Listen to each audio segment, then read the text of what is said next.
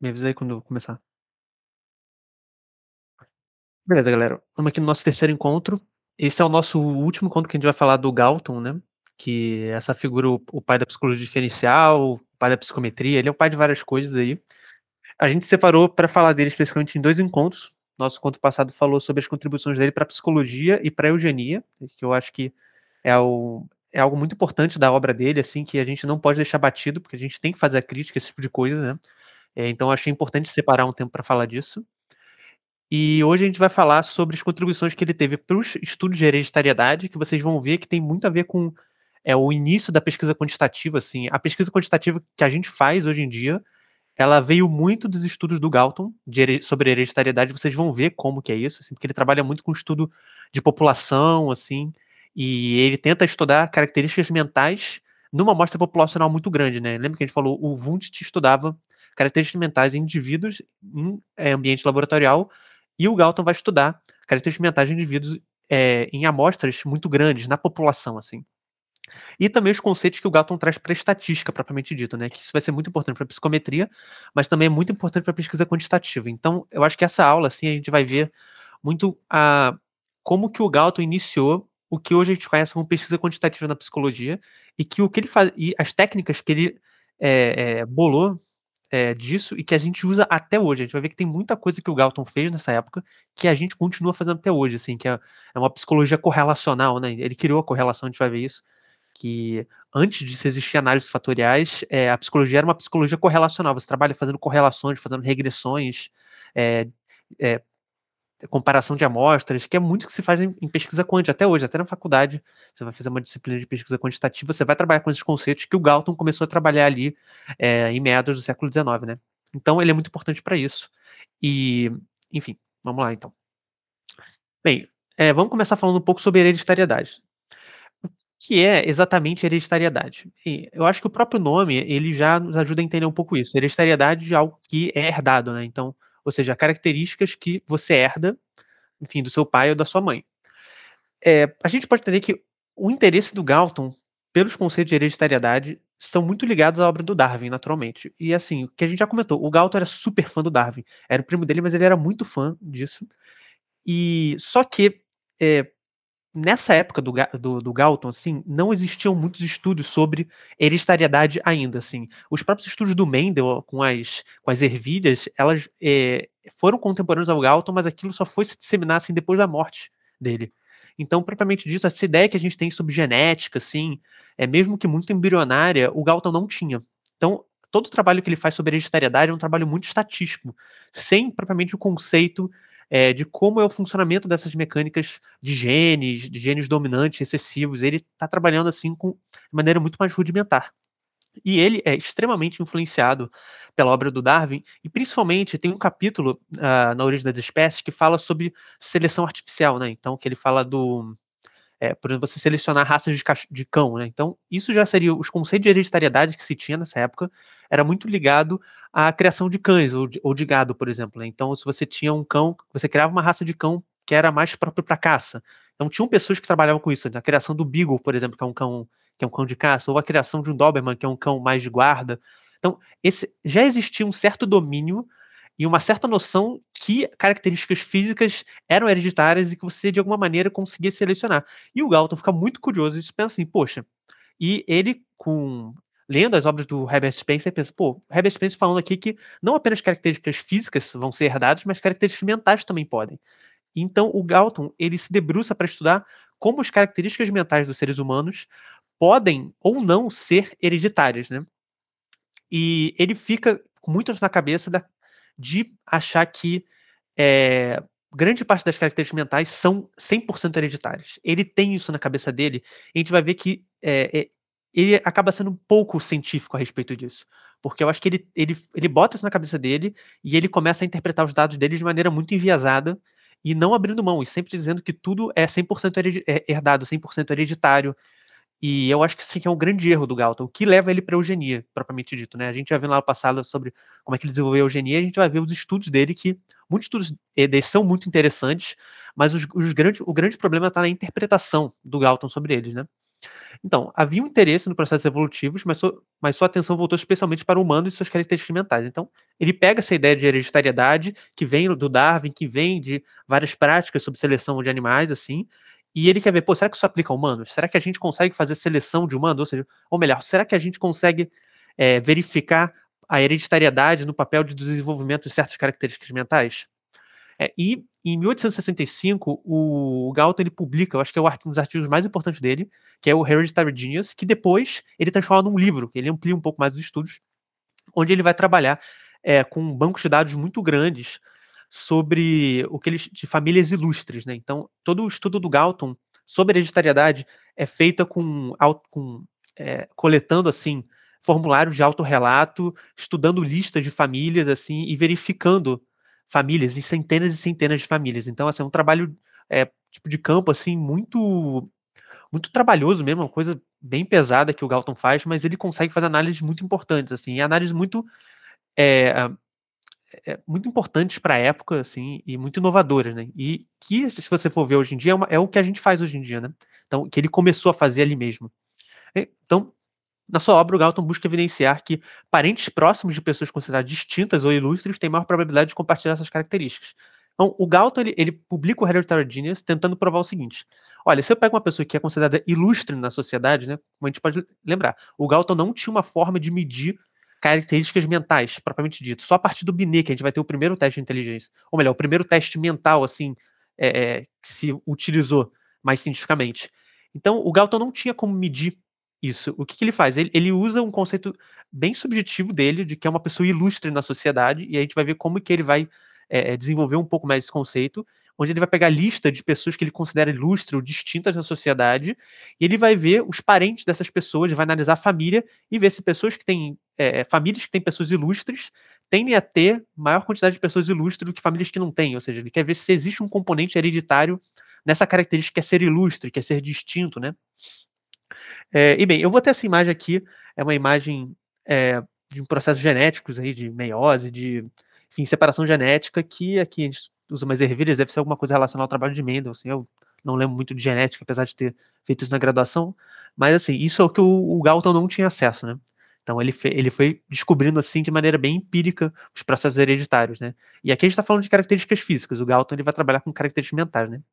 Então, qual que foi os trabalhos sobre hereditariedade que ele teve? O primeiro dele foi, naturalmente, foi um artigo que é o Hereditary Talent and Character, em que, nesse estudo, o Galton utiliza uma lista chamada Man of Time. Então, era uma lista que foi lançada na época dele, em que se listava pessoas consideradas assim, os homens mais distintos em um certo período de tempo. Essa lista continha nomes de pessoas de 1453 até 1853, e tinham 605 pessoas, que eram assim, pessoas notáveis, né? Então, é como se eles tivessem uma lista de gênios ou alguma coisa desse tipo. E o Galton decide pegar essa lista e examinar, assim, quantas pessoas dessa lista tinham parentes que também estavam na lista, né? Então, ao examinar os parentes próximos de cada um desses indivíduos, ele observou um efeito de hereditariedade das habilidades do sujeito, já que aproximadamente 1 a cada 6 pessoas dessa lista tinham parentes também nessa lista. Ou seja, a cada 6 pessoas dessa lista, eles também tinham parentes. Então, havia uma tendência a ter algumas famílias nessa lista, né? Não eram pessoas independentes. E ele decide, então, fazer assim, um rápido levantamento de dados e ver a porcentagem de familiares que haviam ali. Então, ele divide aqui nessa lista a forma notável que a pessoa era. Então, ali tinha homens de mentes originais, pintores, músicos. Esse Lord Chancellor é tipo um juiz da Suprema Corte, assim, é um cargo de juiz, só que é um pouco mais importante, né? Seniors Classic of Cambridge, são professores. E ele vê que, por exemplo, nessa lista, as pessoas consideradas que têm mentes originais, muito criativos, tiveram ideias brilhantes, você tinha ali parentes próximos, 17% deles, ou seja, 17% das pessoas de mentes originais também tinham parentes nessa mesma lista, né? Então, ele começa a notar que havia, sim, uma certa tendência a, com mais próximo alguém era de uma pessoa notável, distinta, maior a chance de você ser. Tanto que quando você vai afastando, assim, o quão próximo você é um familiar dessa pessoa, menor é a probabilidade de você também ser distinto, né? Então ele vê que parentes próximos tendiam a ser distintos, mas quando você se distanciava, você tinha menor probabilidade de ser. Isso, assim, foi um trabalho muito rápido, foi um trabalho de levantamento de dados só com essa lista, ele não entrevistou ninguém, assim, ele só fez uma análise da vida familiar dessas pessoas, e ele foi criticado no trabalho, né? Então o Galton foi criticado por seu trabalho ao deixar de lado a influência ambiental. A primeira coisa que ele viu foi: olha, as pessoas que estão aqui porque elas têm essa característica hereditária e os seus familiares também têm essa característica, ou tendem a ter, e também estão aqui.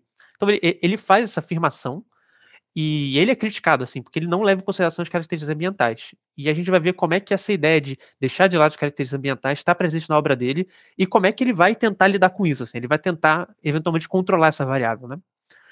É, no trabalho, eh, que eu acho que é o mais importante do Galton, que é no Hereditary Genius, sobre hereditariedade, ele vai fazer, assim, estudos sobre profissões, né? Então, antes, ele tinha basicamente pego essa lista, viu quem eram as pessoas mais notáveis, assim, era uma lista, não sei de onde que veio isso, mas provavelmente algum tipo de publicação, assim, e ele decide fazer um trabalho de campo, então, ele decide fazer o trabalho melhor, um trabalho de coleta de dados. Então, ele continua o seu trabalho de hereditariedade nesse livro, ao estudar o efeito da hereditariedade de talentos em diversos âmbitos profissionais.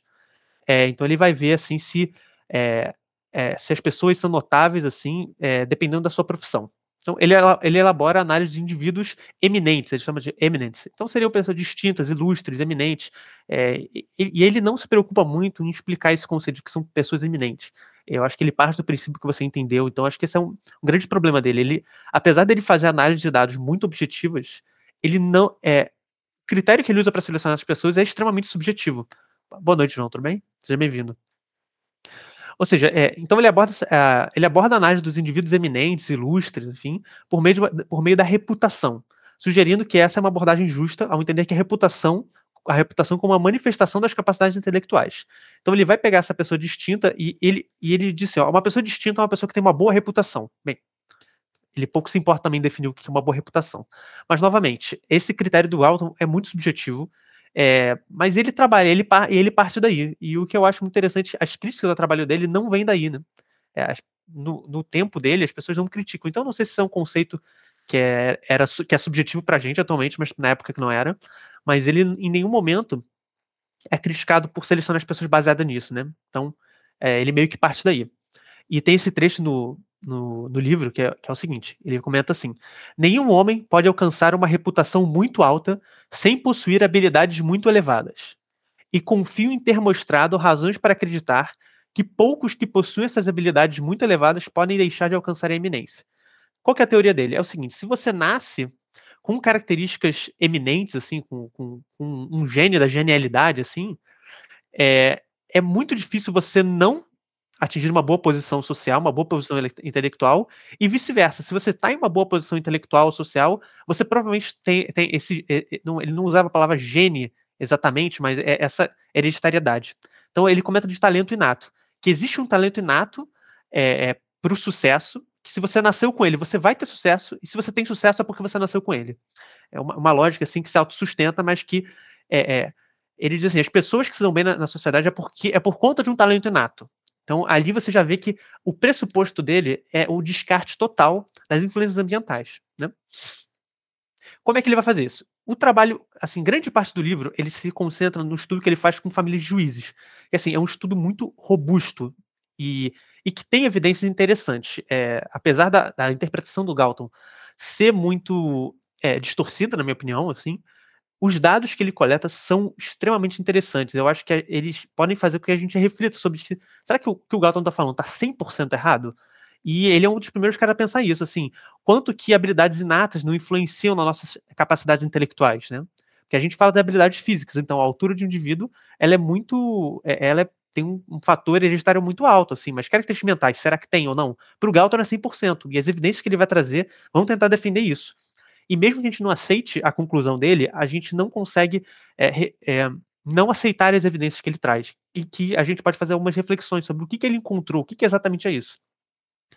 Bem, o primeiro estudo do Hereditary Genius é um estudo de juízes. Então, foi utilizada uma amostra de 286 juízes, na qual tinham 262 famílias a serem analisadas, né? Então, ele pega assim quase 300 famílias de juízes E, primeiramente, ele seleciona os indivíduos mais eminentes de cada família, seja ele o próprio juiz, ou seja um parente do juiz que tem um cargo mais valorizado. Então, para cada família desse juiz, ele pega a pessoa que seja mais eminente, seja o juiz propriamente dito ou um familiar dele.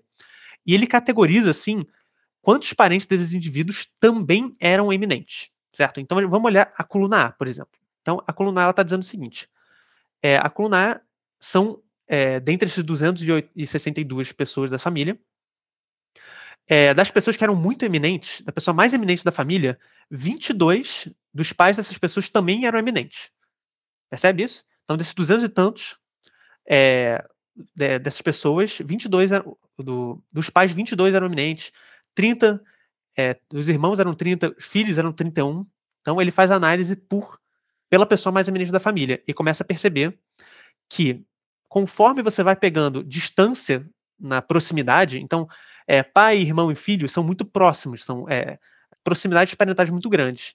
E conforme você vai afastando aqui, tem então avô, tio, sobrinho, neto, e aqui já é bisneto, tio-avô, primo de primeiro grau, você percebe que tem cada vez menos parentes eminentes. Então, a ideia do Galton é entender que quanto mais próximo hereditariamente você está de uma pessoa que ele considera eminente, menores são as suas chances de também ser eminente, né?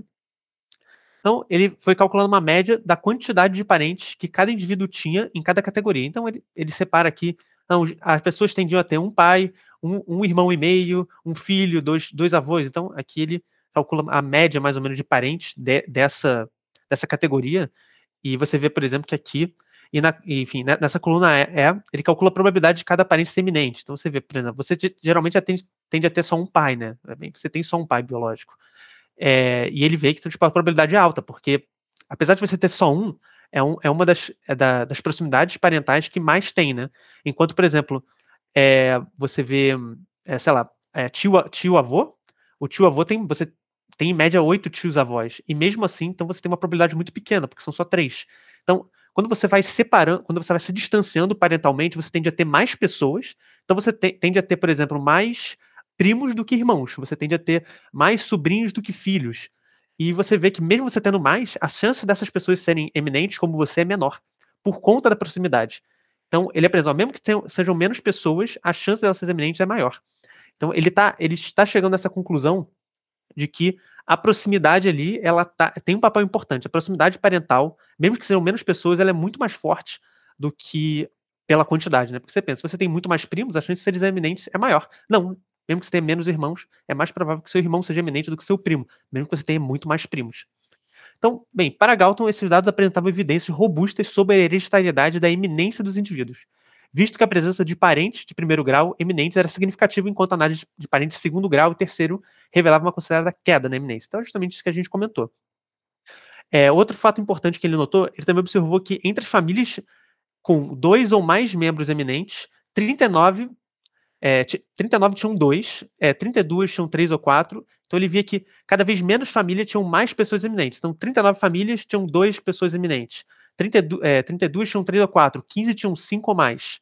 Então ele percebe que algumas famílias, poucas famílias tinham muitas pessoas eminentes e muitas famílias tinham poucas pessoas eminentes. Então a eminência geral, ela tende a se concentrar em poucas famílias, o que para ele também é uma distribuição que comprova que essa característica hereditária, herdada, né? Então você teria poucas famílias com muitas pessoas com eminência e você teria muitas famílias com poucas pessoas com eminência, percebe? Bem, ele observou que os juízes com a posição de Lord Chancellor apresentavam uma proporção maior de eminência. O que é isso? Sim, nessa época você podia ser um juiz, mas você também podia ter um cargo que é melhor do que o juiz, que é esse Lord Chancellor, que é basicamente um juiz, uma pessoa da área do direito, mas que tinha direito de voto na Câmara lá, dos senadores, do Senado, do Parlamento. Não sei exatamente como é que é a política na Inglaterra dessa época. E ele percebe o seguinte: entre você ser juiz e você ser um Lord Chancellor, tem que ter uma diferença de habilidade muito grande. Você precisa ser uma pessoa muito boa para isso, mas ao mesmo tempo, assim, isso não faz com que fosse mais fácil para os seus parentes terem essa posição também. Assim, um juiz, ele argumenta, já é uma posição social muito alta. E se você é juiz ou Lord Chancellor, as chances que você tem de fazer com que seus parentes também sejam muito eminentes não muda tanto, sabe? Você já está numa posição tão alta que o seu nível de influência para influenciar seus parentes não difere. Mas mesmo assim, se você era parente de um Lord Chancellor, você tinha uma chance muito maior de ser iminente do que se fosse só apenas de um juiz. Então, e ele tenta refutar por meio disso, né? Então, pessoas que são muito mais eminentes, mesmo sem a diferença ambiental, ainda tinham parentes mais eminentes, né? Outra característica que ele nota é que os filhos mais novos de juízes tinham uma maior chance de seguir na carreira do direito e de serem eminentes do que os filhos mais velhos. Ele argumenta que isso tem a ver com uma questão social mesmo, que esse é um dado que ele encontrou que geralmente os filhos mais novos são mais incentivados a estudar, os mais velhos a trabalhar logo. Então ele vê esse dado, mas não ele descarta por outras possibilidades, né? Bom, ele faz essas mesmas análises, mas agora levando em consideração outras profissões também. Você vê que ele concentra grande parte nas análises dele nos juízes, mas vamos ver quando ele compara os juízes com outras profissões, né? Então, quais profissões que ele está comparando aqui? Então, esse judge aqui é de juízes, e statesmen, comandantes, assim, então, seriam militares, né? Literary men, então, escritores, cientistas, poetas, artistas, e esses divines seriam, tipo, cleros, né? São monges, ou, enfim, padres, bispos, que seja. Então, ele compara basicamente todas essas profissões. Então, ele realiza o mesmo tipo de coleta de dados para diversas profissões, ainda que não tenha adentrado com tantos detalhes quanto o estudo de juízes. O juiz é onde ele assim faz muitas análises, e eu acho que é onde, mesmo que eu não acho que é onde exatamente essas evidências de hereditariedade aparecem mais, elas aparecem mais com os cientistas, e a gente vai ver isso mais à frente, por quê? Então, os indivíduos considerados eminentes eram geralmente aqueles que ocupavam posições que requisitavam habilidades mais do que contatos. Então, nesse capítulo, o Galton defende o seguinte: olha, minha escolha do indivíduo mais eminente da família não é necessariamente a posição de mais poder, de mais dinheiro, de mais influência, mas é a posição mais elevada de poder na qual você conseguiria apenas por meio das suas habilidades. Então, ele tenta assim escolher essa eminência baseada num cargo que a pessoa deveria ter conquistado. Assim, ele tenta ele entende que existem posições de poder na sociedade que você ganha por meio de influência, por exemplo, sei lá, nobreza. Né? O filho do rei ele vai ser príncipe independente se ele for ter altas habilidades ou não.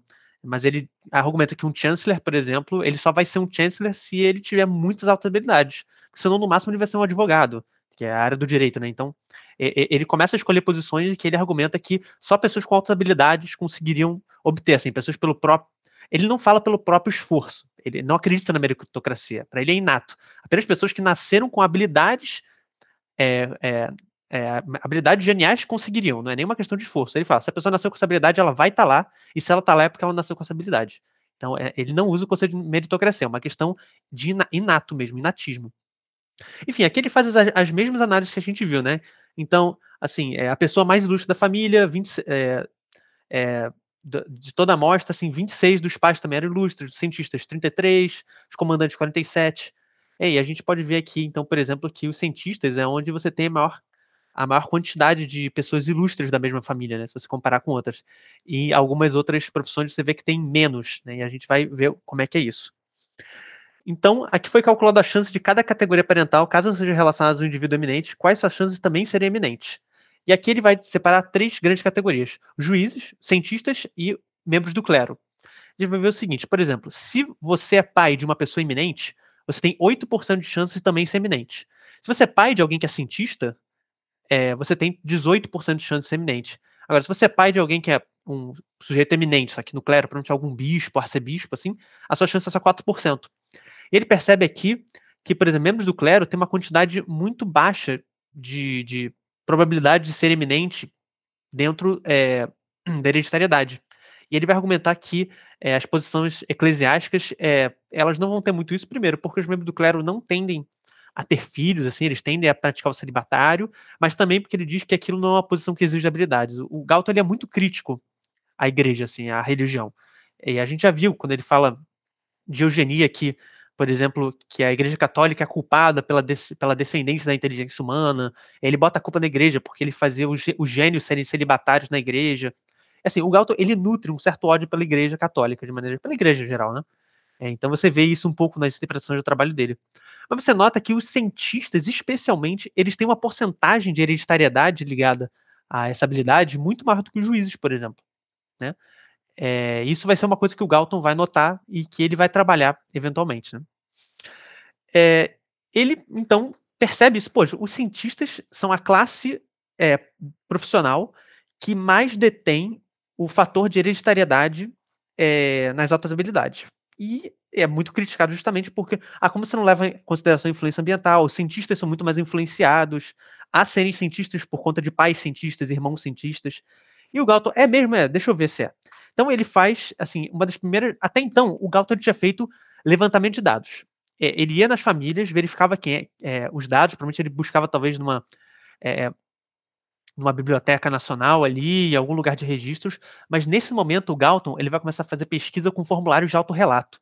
Você vê, o que ele fez? Nesse artigo, que é Englishman of Science, The Nature and Nurture, de 1874, ele vai criar um formulário de autorrelato, onde ele vai perguntar para os cientistas é, de onde veio o desejo dele por ciência. Deixa eu ver se tem mais. De onde veio o desejo dele por ciência. Né? Então, e ele pesquisa cientistas que são da Royal Society. O que é a Royal Society?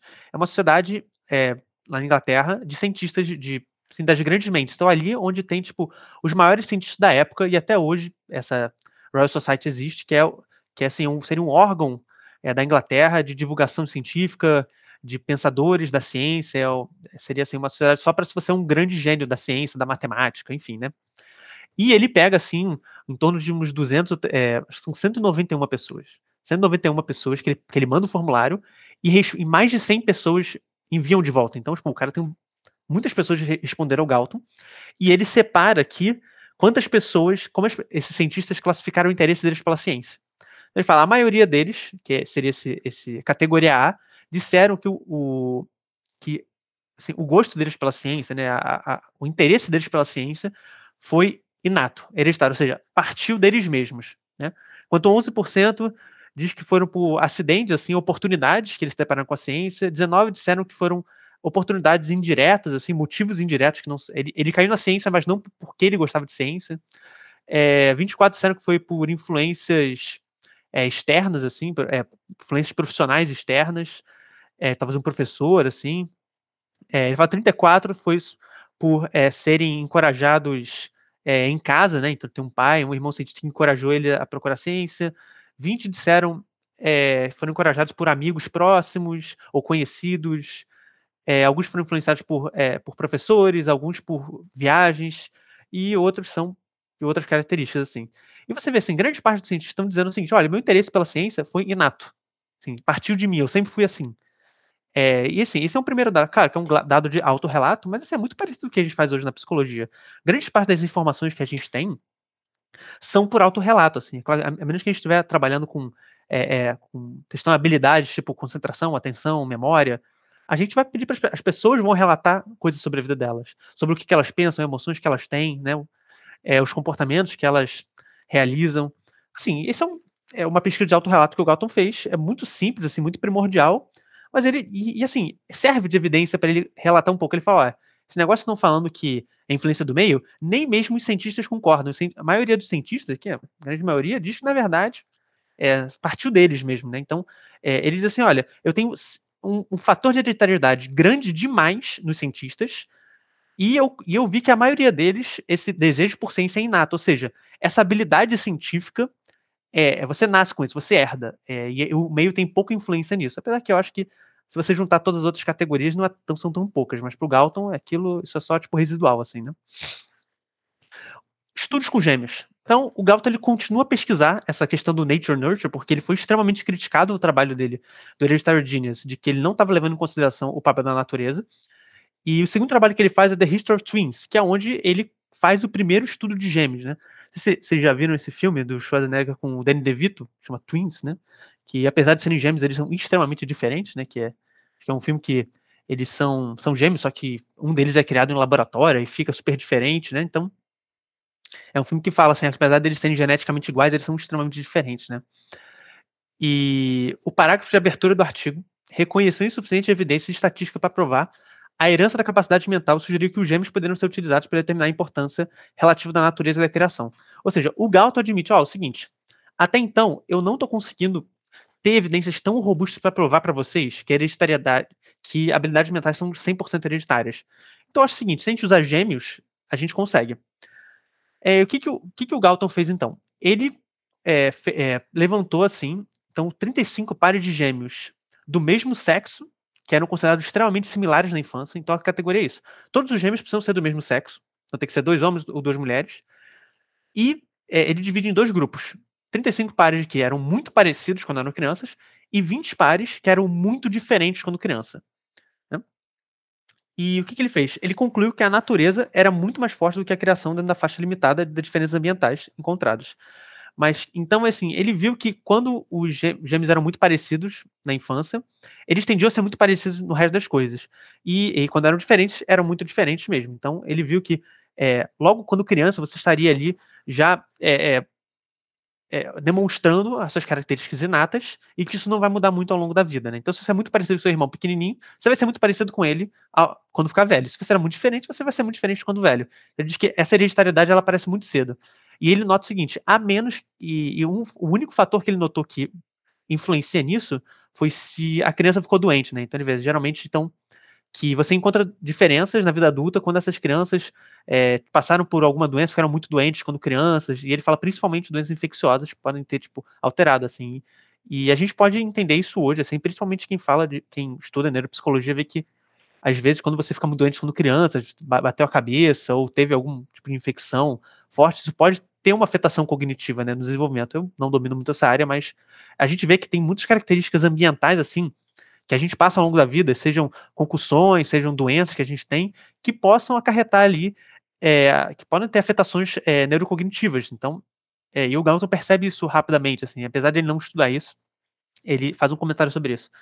E beleza, esse estudo assim do Galton que ele fez com esses gêmeos, teve duas grandes críticas na época. Então, o primeiro é não diferenciar gêmeos monozigóticos e dizigóticos, que era um conceito que já era conhecido na época, né. Então são gêmeos que partem do mesmo óvulo, ou seja, têm o mesmo DNA, e gêmeos que partem de óvulos diferentes, ou seja, não têm o mesmo DNA. Apesar que o Galton tenta controlar isso utilizando sempre gêmeos do mesmo sexo, e são diferentes ou iguais, diz assim: "Olha, Galton, você já sabia disso aí, você só tinha assim, você tinha que ter levado isso em consideração". Então que enfraquece um pouco o trabalho dele, e eu acho que não dá todo o crédito para o Galton de ter sido o primeiro a fazer estudos com gêmeos da forma que se faz hoje. Hoje em dia, se leva em consideração ser dizigótico ou monozigótico, porque é o mesmo DNA, ou um DNA diferente, assim. Então, um gêmeo dizigótico, na verdade, ele é só seu irmão que nasceu no mesmo dia que você.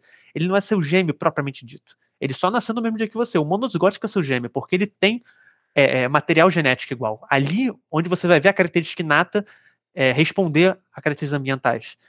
Então, dizigóticos você não trabalharia com isso. Então, você geralmente compara os dois, né? E o estudo se baseia só no limite do questionário de autorrelato. Então, as características que o Galton supôs, assim, era baseado no autorrelato. Ele não observou, ele não aplicou testes, até porque ele não tinha ainda esses componentes. Então, sim, apesar dele ter começado essa ideia dos testes com gêmeos, de estudos com gêmeos, avaliação de gêmeos, ele também não tinha todas as tecnologias ou não levou em consideração todas o conhecimento na época, né? Bem, e o que, que a gente pode ver por. Então, só para a gente não deixar isso em aberto,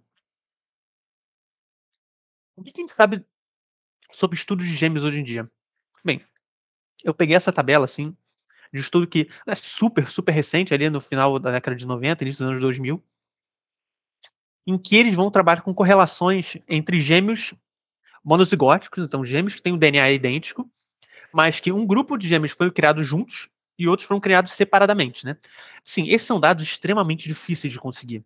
Que primeiro, já é difícil você achar gêmeos monozigóticos.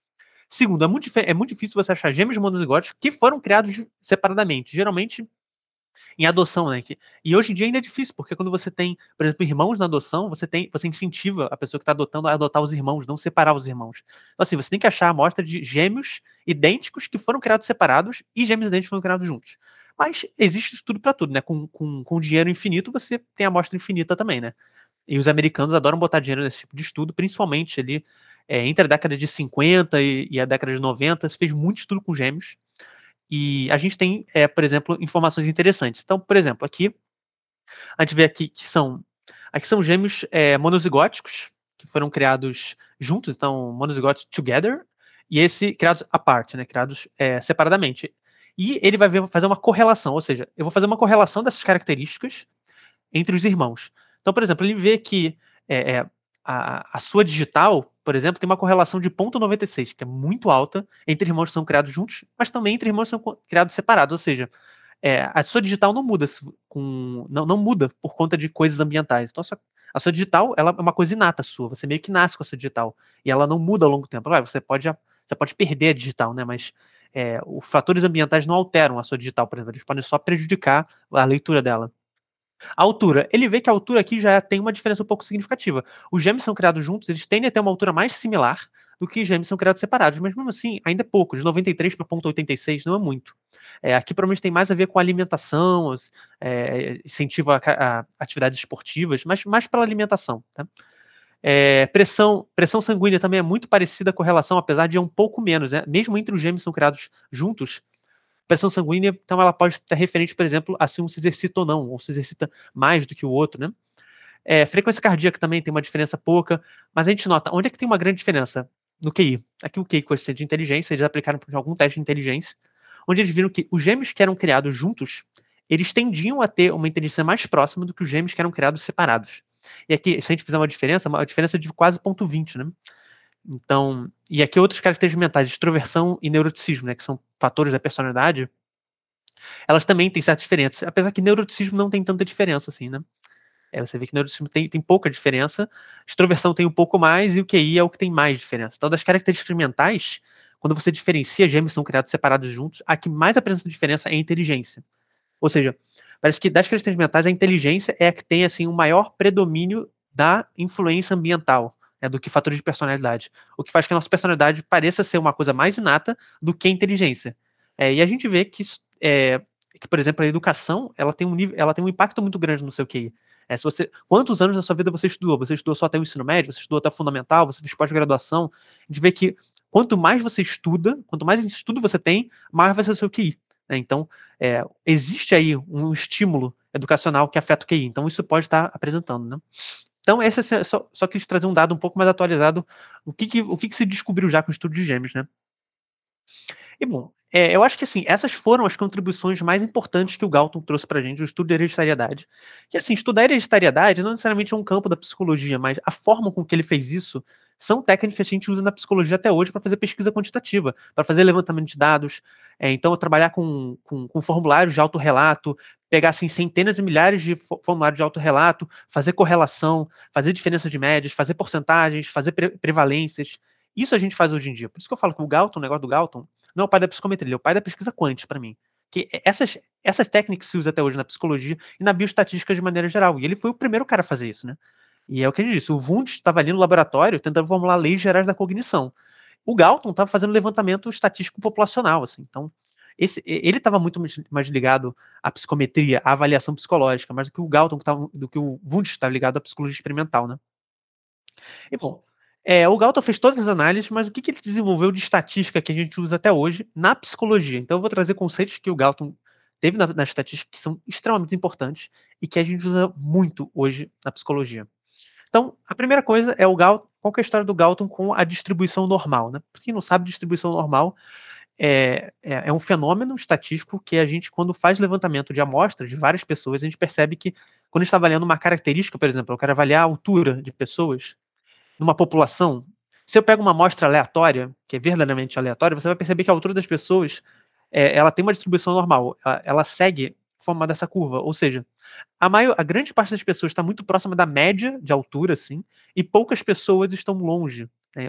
Então, assim, você não tem o mesmo número de pessoas com 2 metros de altura e com 80 e com 90. Você vê que tem muito mais pessoas, sei lá, com 1,70 m do que pessoas com 2 metros ou 1,50 m, né? Falando de alturas masculinas, por exemplo. Né? Tem muito mais pessoas ali próximo de 1,70 m, 80 do que 2 metros ou 1,50 m. E que ela tem essa simetria, ou seja, a mesma quantidade de pessoas que tem 2 metros é a mesma quantidade de pessoas que tem 1,50 m, se a gente considerar que ali tem o mesmo desvio padrão, né? Então, essa ideia dessa distribuição populacional. E essa teoria da curva normal, esse fenômeno estatístico, ele não é apresentado só em amostras populacionais. Você vê isso em vários fenômenos ambientais. E a grande sacada do Galton é entender que isso acontece em fenômenos populacionais, não apenas em características físicas, mas também em características mentais, né?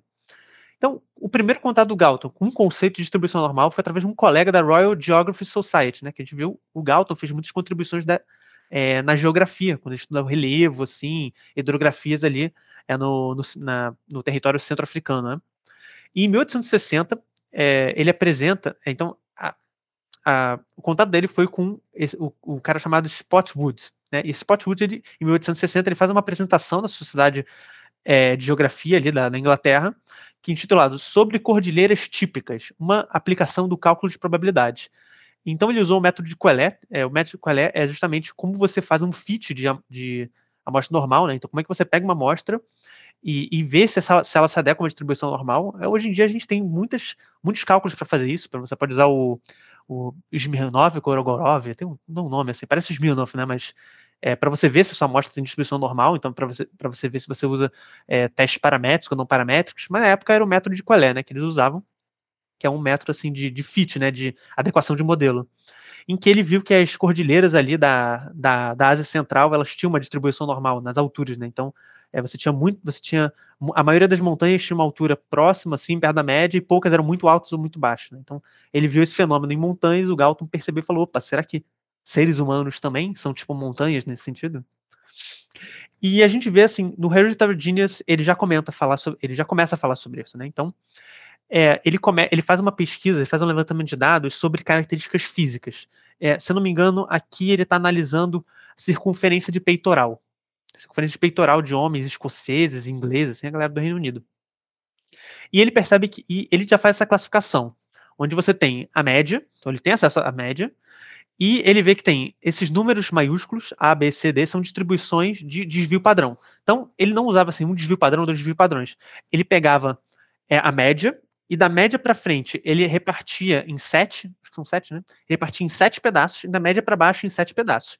Então você podia estar um pedaço acima da média, 2 pedaços acima da média. Então não é. Hoje em dia a gente usa desvio padrão. Então, um desvio padrão acima da média, 2 desvios padrões acima da média, o que é o score Z, né? Ou você pode 10 pontos acima da média, que é o QI, né? É 15, na verdade. Então, 15, um QI de 100, um QI médio, um QI 115, é um desvio padrão acima da média, né? Independente se você está falando de inteligência ou não. O QI é um score padronizado, assim como o Z. Então, o Galton ele tinha o score padronizado dele, que é dividir em 7 da média para cima e da média para baixo. Então, o Azão é a primeira metade, é a primeira parte depois da média, e o Azinho é a primeira parte antes da média, e por aí vai. E ele percebe o seguinte, que existia essa característica reflexiva da curva normal. O que é isso? Aqui, ó, dá uma olhada nessa imagem. Se você pega essa primeira fatia, depois da média, ela vai ser igual da fatia antes da média, equivalente a ela. Depois, ou seja, a distribuição normal é espelhada. Se eu vou um desvio padrão para acima da média, vai ser igual a um desvio padrão abaixo da média. Se eu dou 2 acima da média, vai ser igual a 2 antes. Então, ela tem essa característica espelhada, e o Galton percebe isso. Então, o Azão é um pedaço depois da média, o Azinho é um pedaço depois da média. O Bzão são 2 pedaços depois da média. O Bzinho são 2 pedaços abaixo da média.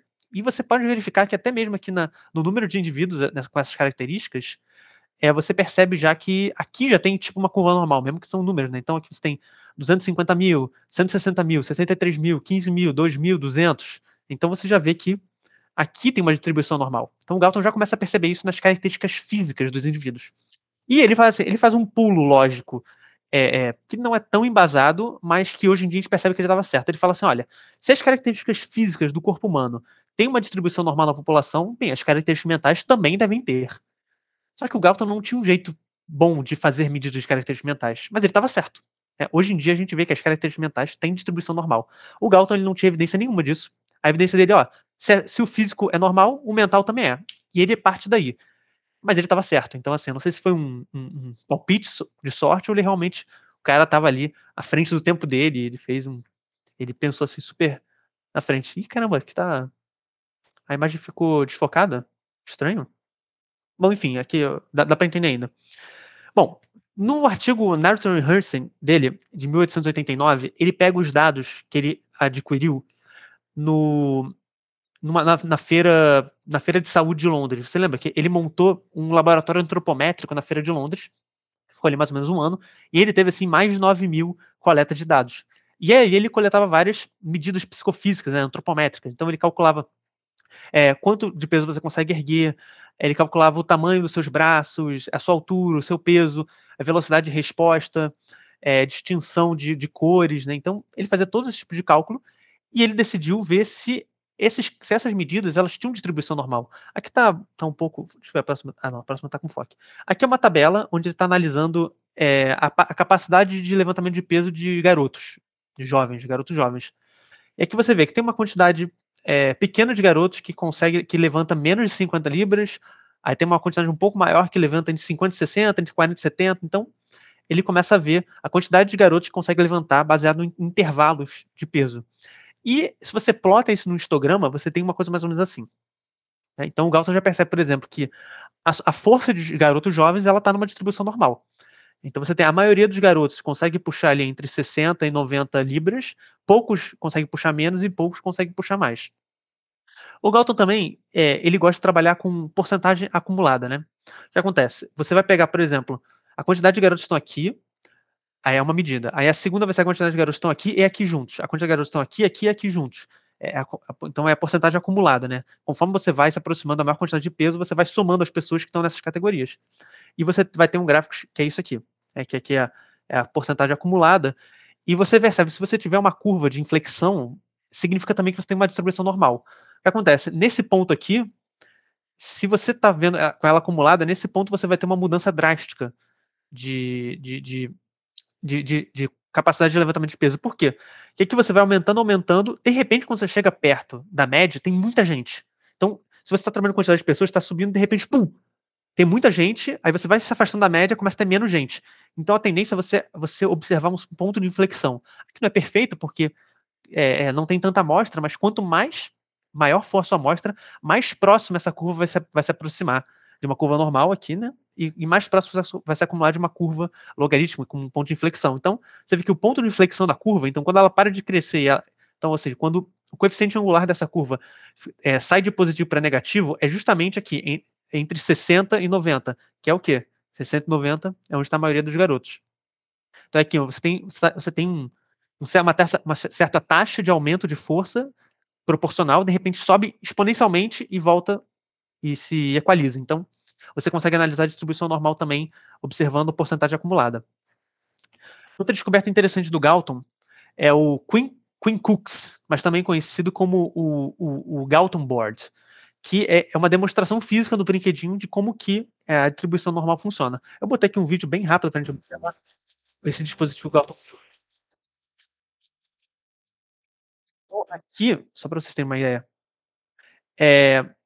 deixa eu acelerar um pouco aqui. Ó. Por exemplo, ele é um dispositivo que roda assim. Aqui embaixo tem várias bolinhas metálicas bem pequenininhas, deve ter, tipo, geralmente tem umas 200, 300, tem muitas bolinhas bem pequenininhas, e você tem vários anteparos ao longo do caminho, onde elas podem cair em uns tubinhos, né? E a ideia é que a cada anteparo que a bolinha bate, ela tem 50% de chance de ou ir para a direita ou para a esquerda. E ela vai bater em outro anteparo que é aleatório, então pode cair para a direita ou para a esquerda. Ou seja, a bolinha ela vai começar a bater em vários anteparos que podem jogar ela para a esquerda ou para a direita em igual probabilidade. Né? Então, para cada anteparo que ela bate, ela vai bater em vários anteparos, ela pode ir para a direita ou para a esquerda em uma igual taxa, sempre 50%. E quando você vê isso, depois de muito tempo, você vai perceber que a tendência é ter uma distribuição normal, né?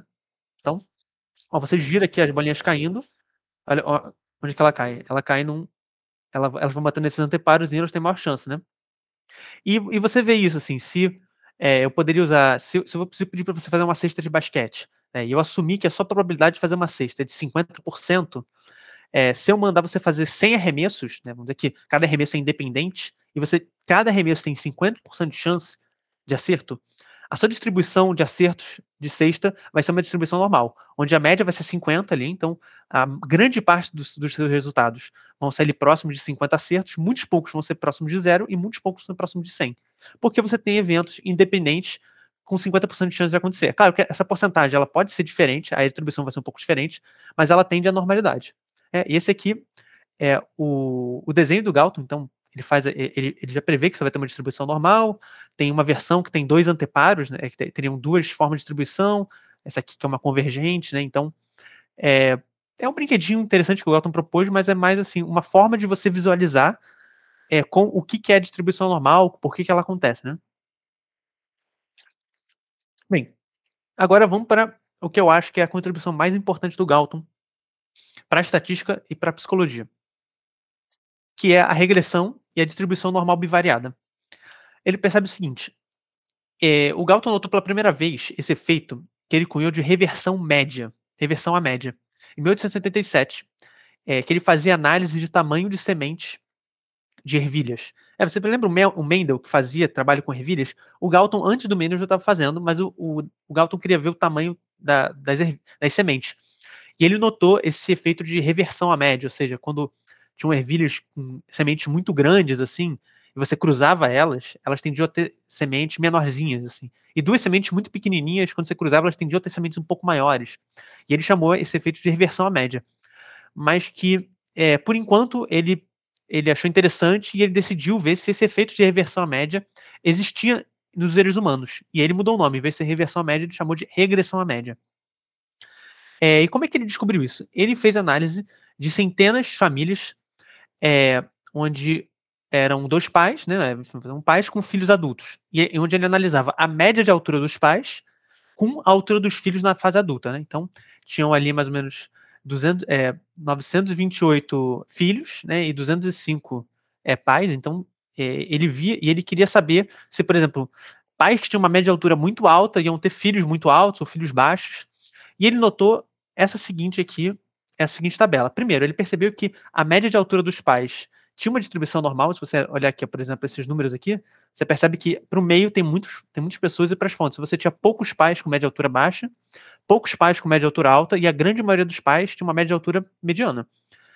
Enquanto para os filhos aqui também, né? Você tinha muitos que estavam aqui na média, poucos que estavam aqui e poucos que estavam aqui. Então, por isso a gente fala de distribuição normal bivariada, quando você está analisando a correlação entre duas variáveis que apresentam uma distribuição normal. E o Galton observou esse formato de disco aqui. Vocês percebem, se a gente olhar os números maiores, eles estão focados muito no centro, mas eles não são um círculo perfeito, eles são tipo uma elipse, assim, né? O Galton achou interessante isso e fez o seguinte: ele decidiu traçar uma reta aqui no meio. E ele vai e traça essa reta. E ele percebeu o seguinte: olha, se os filhos tendessem a ter uma altura igual a dos pais, com a mesma média, então você tem uma média de altura dos pais. Se os filhos tivessem a mesma altura da média dos pais, o coeficiente angular dessa reta que ele traçou deveria ser 1. Ou seja, se os pais têm 1,90 de média, o filho vai ter 1,90. Se os pais têm 1,50, o filho vai ter 1,50. Ou seja, se a hereditariedade da altura ela é perfeita, é 1 para 1, coeficiente angular 1. Só que ele percebe que o coeficiente angular é 2 terços, 0,67 aproximadamente. O que significa? Significa que, de maneira não tão acentuada, os filhos de pais com uma altura muito alta tendem a ser um pouco mais baixa, e os filhos de pais com médias muito baixas tendem a ser um pouco mais alta. Ou seja, existe um efeito que é de regressão à média, que é onde que ele chama de regressão à mediocridade, onde por mais altos que sejam seus pais, você não vai ser muito mais alto que seus pais e muito menos você vai ser na mesma altura que eles. Você provavelmente vai ser um pouco mais baixo. E cada vez mais você vai se aproximar da média. Você vai se aproximando da média. É claro que isso é uma tendência, né? É claro, você pode pensar, mas eu conheço um garoto aí que os pais são muito altos, ele é mais alto que os próprios pais. Lembra? Essa é uma tendência. A gente está falando de análises populacionais. Então a tendência, por exemplo, se eu pego sujeitos extremamente altos, dos filhos dele cada vez mais serem mais próximos da média. Você não vai tender a manter uma geração muito alta durante muito tempo. Ele tende a regredir a média, né? E por que essa descoberta da regressão à média ela é importante? Primeiro, porque essa análise de regressão à média, o Galton ele formula o que a gente chama de análise de regressão, né? Que é quando você começa a analisar como que certos fatores influenciam o aparecimento de outros, ou seja, como certos fatores podem ser preditores. Ou seja, se você tem uma regressão de um coeficiente 0,67, é o que o Gato observou, existe uma tendência de pais altos terem filhos altos, né? E essa tendência, ela tem uma força ali de coeficiente angular tal de 0,67, por exemplo. Então, você começa a conseguir analisar preditores, né? Então, ter pais altos é um preditor de ser alto. Não, mas não é uma regra, é um preditor. Então, isso é uma coisa que a gente usa muito, e principalmente em estudos de psicopatologia, né? Então, por exemplo, ter um pai alcoólatra é um preditor para o filho também ser alcoólatra. E você vê, tipo, se isso é um preditor e o quão forte esse preditor é, né? Então, possibilitou essas análises. Não apenas isso, mas possibilitou a descoberta eu acho que de um teste estatístico mais importante da psicologia, que é a correlação, né? Então, o Galton iniciou uma linha de pesquisa que levou a ampliar aplicação de regressão para uma ampla classe de problemas e inventar ideias de correlação. Ou seja, o Galton descobriu esse negócio de regressão e começou a fazer análise de regressão em tudo quanto é que ele podia imaginar. E ele tinha um banco de dados enorme daquela feira da saúde na Inglaterra, lembra? Ele tinha um banco de dados monstruoso, assim, mais de 9 mil medidas, e ele começou a aplicar isso em tudo. E, assim, a medida de regressão, ela nos dá preditores. Mas se a gente pode analisar, por exemplo, apenas o coeficiente angular. O que é o coeficiente angular de uma regressão? Ela é um coeficiente de covariância, certo? E o Galton ali, mais ou menos em 1888, 1890, ele escreve um artigo que chama Correlação em sua medida, em que ele vai começar a analisar essa covariância só. Então ele vai começar a analisar esse coeficiente da regressão. E ele com o Pearson, né, que a correlação toma o nome dele, é a correlação de Pearson. E vão existir outros tipos de correlação também, mas quando você fala correlação, você parte do princípio que é a de Pearson, que é para dados paramétricos. Ele percebe o seguinte: olha, eu posso pegar esse coeficiente angular da regressão, que é a covariância, e eu posso normalizar ele, fazer uma normalização, isso vai gerar uma correlação. Porque a covariância, ela é um número escalar, assim, é um número que pode ser relativo à grandeza do seu dado. Mas se eu normatizo ele sempre vai ficar de 0 a 1, né? Então, você faz essa normatização da covariância, você vai ter uma correlação. Assim, é muito simples. O Galton inicialmente escreve a correlação assim, e o Pearson fala, cara, você está muito complexo, e o Pearson deixa assim, um pouco mais elegante, um pouco mais sucinto. Ele só normatiza a covariância e fica uma análise muito mais simples, né? Então, o Galton ele faz a primeira publicação sobre estudo de correlação, fazendo uma correlação entre a altura e o comprimento dos ossos, né? E ele percebe aqui, por exemplo, vocês notam essa mesma tendência de regressão que a gente vê aqui, por exemplo, né? Aqui, ó, esse disco assim mais achatado, você vê a mesma coisa aqui. Quando você vê aqui, por exemplo, que aqui é a altura das pessoas e aqui, ou melhor, aqui é a altura das pessoas e aqui é o tamanho do cubito, né? O osso cúbito esquerdo. Não sei exatamente qual osso que é esse, mas está aí. E ele percebe essa correlação. E ele faz, por exemplo, aqui uma análise de regressão e com várias coisas. Então, ele compara estatura com o cubito esquerdo, o tamanho da cabeça, o tamanho dos dedos, o tamanho da perna, a altura que o joelho está. Ele começa a fazer correlações com as medidas corporais.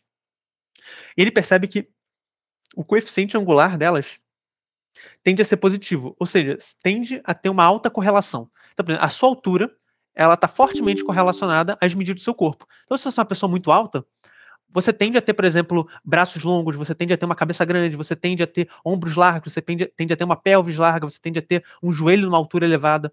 O que é muito simples. Então, ele vê que as proporções humanas têm altas correlações, né? Então, a sua altura está relacionada, se você é um cara muito alto, você tende a ter outras partes do seu corpo também alongadas, né? Então, e o Galton, ele trabalha basicamente com dados físicos, assim, mas ele também vai associar isso com dados psicológicos. Ele vai dizer, então, se você tem, por exemplo, uma alta habilidade matemática, você vai ter alto tempo de resposta, então ele vai tentar fazer correlações, não apenas com proporções do corpo, mas com habilidades mentais e mentais. Você vê que ele vai ter uma alta limitação, porque o Galton ele não tem uma forma eficiente de medir características mentais.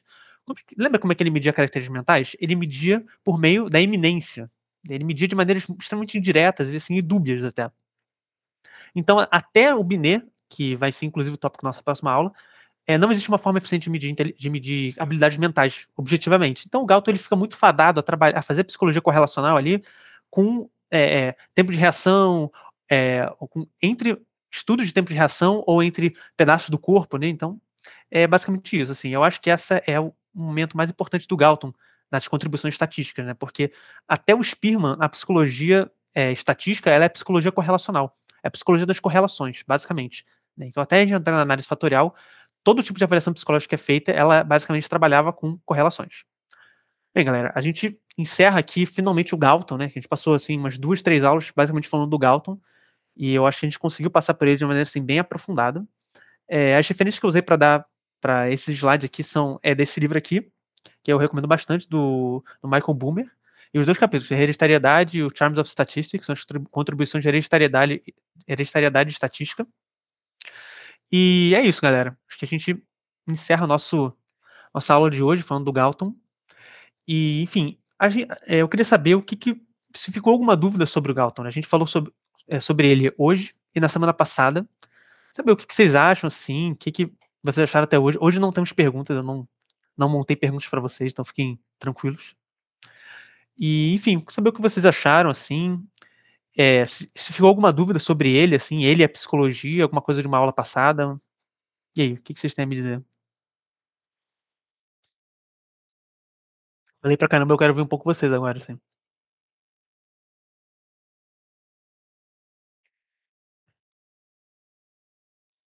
Hum,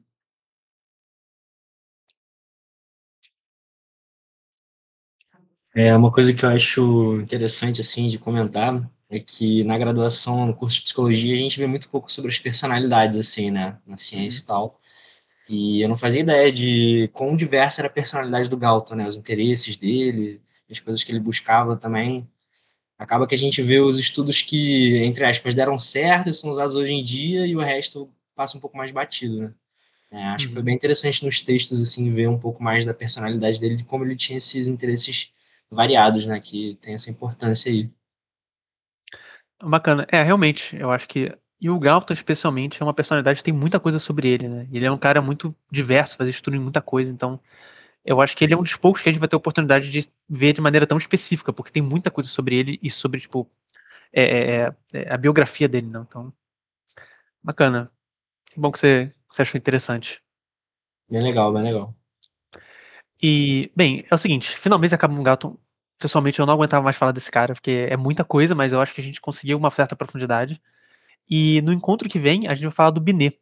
Eu acho que o Binet é um pouco mais familiar a vocês, né? Por causa do teste do Binet Simon, que é o Theodore Simon e o. Não, acho que é o Theodore Simon e o Binet ali. E, bem, Gabriel, você consegue parar de gravar? Eu acho que já